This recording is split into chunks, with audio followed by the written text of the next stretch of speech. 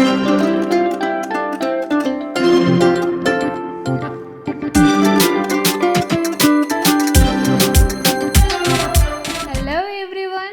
Jagannath welcome back to my channel. तो आज आम बनवाक जाऊे गुड़े तैयारी छेनापोड़र रेसिपी जोटा कि आम प्रेसर कुकर रे बनइबा। तो देखिपे छेनापोड़टी केते सुंदर भाव में फ्लपी और पूरा मार्केट टाइप रही। तो तेबे स्टार्ट करवा चलतु। तो गोटे हेवी पात्र रे आमे एठी क्षीर ऐड कर नबा। तो मुझे 1.5 लिटर क्षीर नहीं तो आपन चाहिए कम बा बेसी करें। तो ताको एबे फुटेया छाड़ी नबा। तो देखिपे सर जो बड़े आसी जाइए टिके टिके तो एबे ताको आमे गोले नबा गोटे चामच द्वारा। तो ये भाव में गोले सारापर एबे गैस रो फ्लेम को आमे स्लो कर नबा पूरा कमे दबा। आमे जो मिक्सचर करथिबा जेमती कि विनेगार आ पानी को मिक्स करिकी गोटे गिनारे रखी देथिबे। तो ताको एथरे धीरे धीरे करी ऐड करके एबे छेना छिंडे दबा। तो आपन चाहिए लेंबूर रस रे छेना मध्य करि परिबे। तो ये भाव में टिके टिके पकेइकी पूरा छेना कर नबा। तो देखिपे छेना हो गलानी। तो एबे ताको आमे गैस रु बाहर कर नबा और गैस रो फ्लेम को ऑफ करके ताको एबे बाहर करके ताको गोटे जाली द्वारा ड्रेन कर नबा पानी गुड़िक।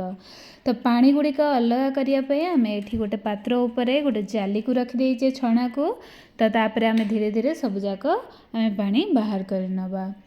तो ये भाव में देखिपे पानी एबे अलगा हो गलानी। तो एबे याकू से जो आमे हांडी रे जो थे आमे छेना करथिले एबे सेई हांडी को आमे सेतरे अजाड़ी नबा छेना गुड़ी को।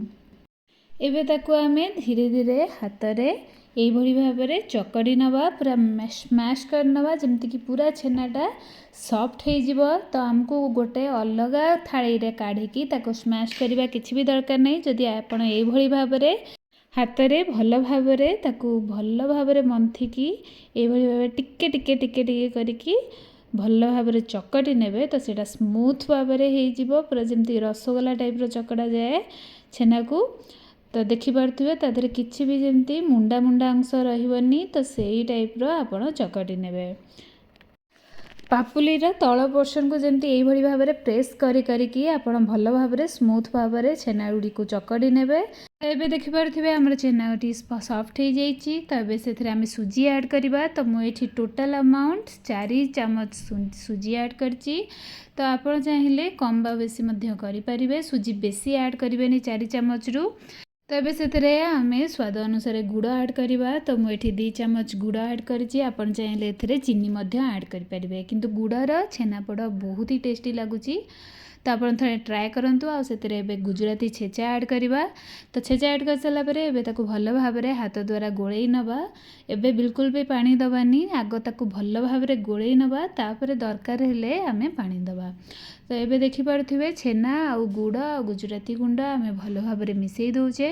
तो ये भाव में हाथ द्वारा आपण चकड़े किसी भी स्मैशर यूज करवा किसी भी दरकार नहीं। तो देखिपे पूरा पणा टाइप टिके टिके जमती तो सही टाइप पूरा चकड़ा हो गला। एबे से आमे से जो छेना पानी आमर जो बड़ी आमे जो ड्रेन कर रखी थे तो सही पानी को एबे धीरे धीरे आमे एथिरे ऐड करवा।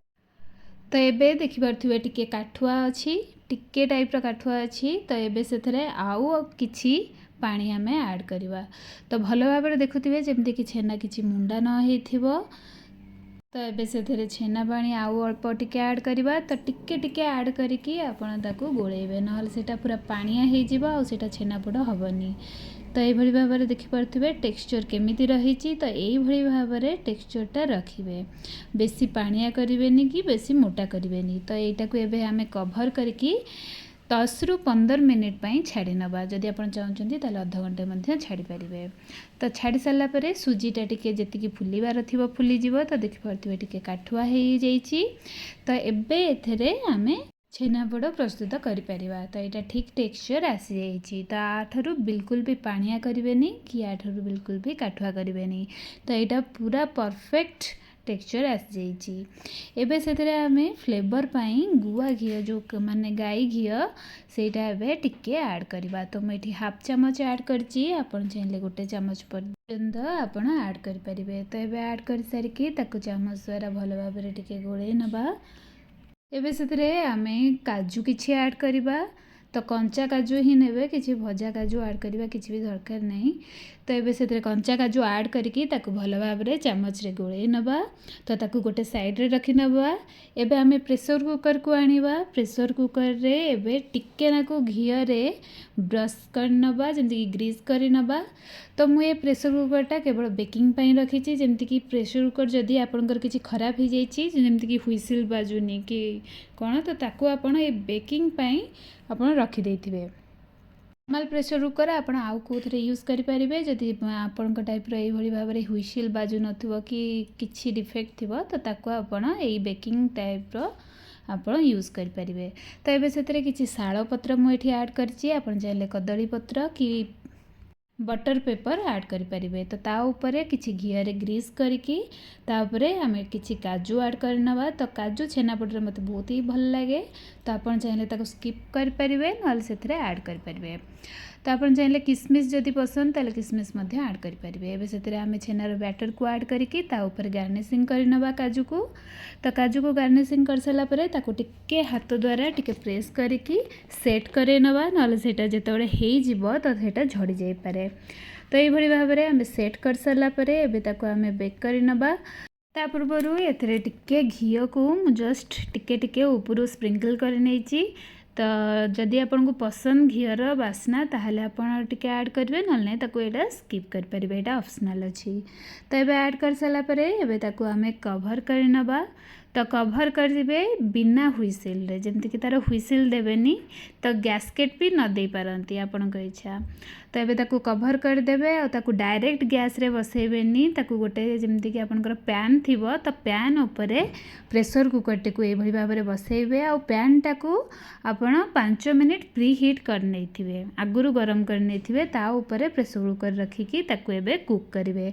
तो टोटल एबे आमे 30 मिनिट्स एभली भाव में लो फ्लेम रे कुक करवा। तो 30 मिनिट्स कुक होला परे देखि परथिबे पूरा साइड गुड़िक टिके पोड़ पोड़ हो जाइए आ कलर आसी जाइए रेड रेड आउ टिके अणेकी देखा जमती कि बाहर को बाहरी जाऊनी बैटरटा पूरा सेट हो जाइए।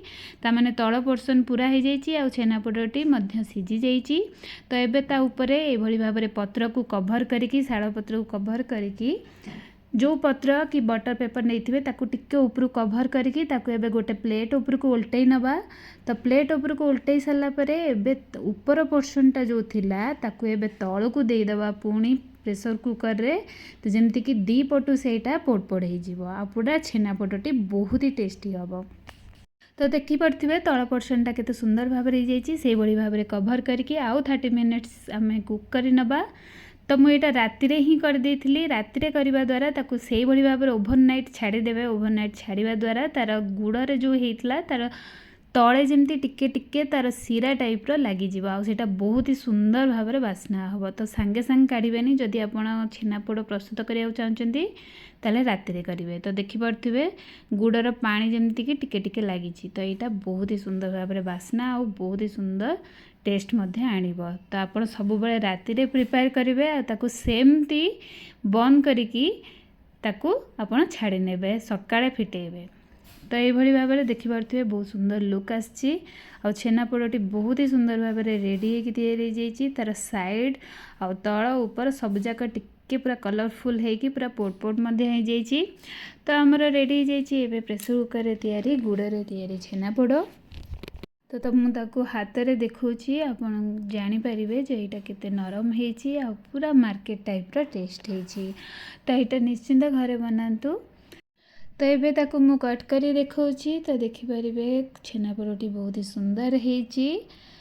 तो ये भाव में छुरी रे स्लाइस कला बेले आप जानीदेवे जे बहुत ही सुंदर भाव में से कट हो बास्ना बहुत ही सुंदर होती। जेहेतु आम ए शाल पत्र यूज करचे तो बहुत ही सुंदर भाव में बास्ना हो। तो ये भाव में जदि भल भल वीडियो देखा चाहते ताले चैनल को मोर जाकि सब्सक्राइब बटन प्रेस करंतु और भल लगुले वीडियोटी लाइक शेयर निश्चिंत करंतु। तो आज ये पुणी देखा नेक्स्ट वीडियो रे।